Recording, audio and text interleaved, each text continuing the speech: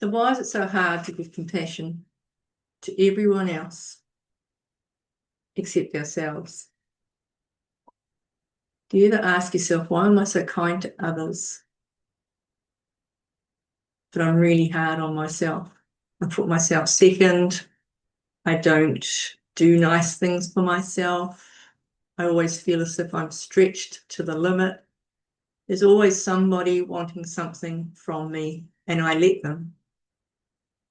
Do you ever ask yourself, when you look at other people in the same situation, how come they're handling it different? How come it's going better for them and not for me?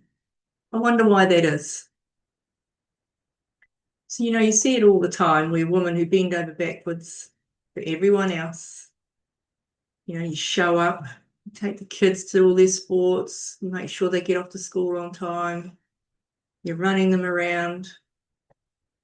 You have to go and do things for other people, like you might have an elderly parent, you might be in a caring profession, so you might be a nurse or a teacher or a first responder, somebody in the medical profession, all these sorts of people that just give, and often don't make time for themselves. And usually the excuses are, there's nobody else to do the shifts, I've got to do double shifts, I have to turn up, if I'm sick or anything, I just have to go anyway because they haven't got enough people. But eventually your body starts to tell you, okay, time wasn't time out for you. And it can often come with warning signs well before the time that your body starts to pack up. And it could be something like a headache or a persistent ache between your shoulders, or you feel really heavy. You perhaps feel, stomach might be feeling a bit nauseous, not really appreciating your food, maybe overeating, compensating with alcohol, perhaps even smoking, all those lovely habits that we use to self-soothe when we're feeling overwhelmed, can't cope, that things are getting too much for us. So when it comes to ourselves, we often don't even allow ourselves a smidgen of the care and the compassion that we show for other people. It's almost like we feel we don't deserve it.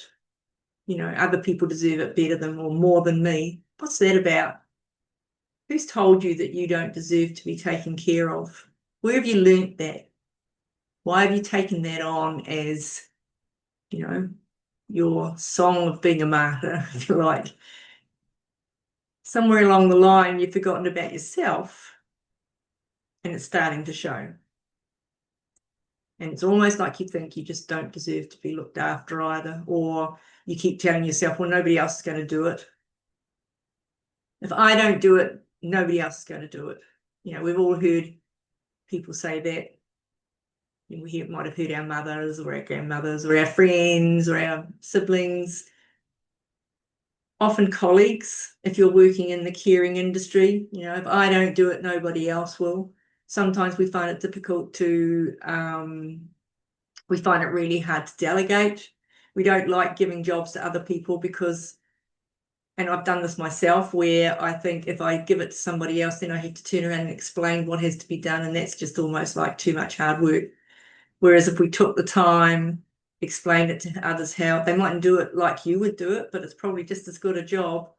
And then that way you get to have a little bit of relief. But we often won't do that and just get stubborn and decide, well, no, nobody else can do the job as good as I can.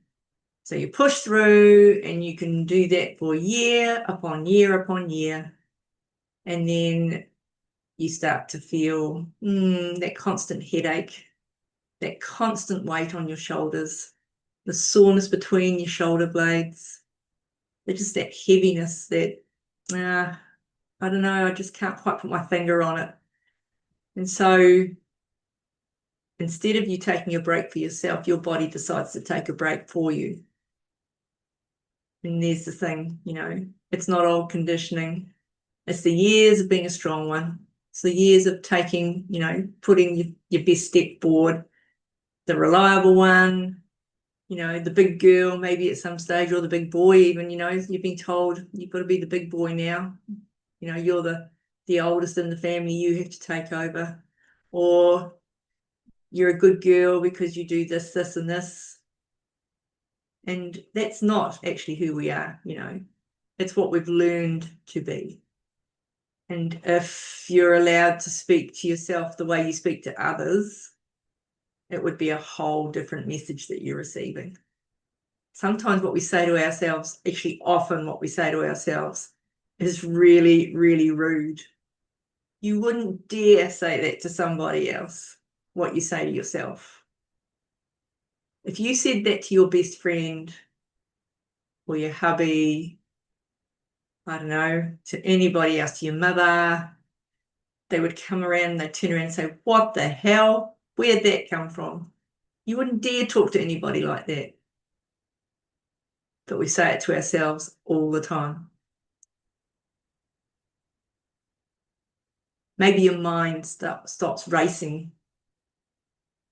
And if you give yourself the chance, maybe things could change. Because clarity isn't about pushing.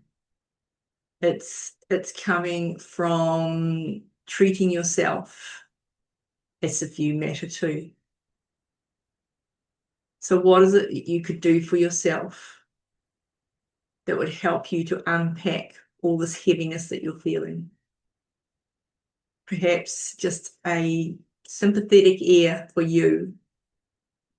Have you ever thought what a change that could make for your health, for your life, for those around you? It's worth thinking about.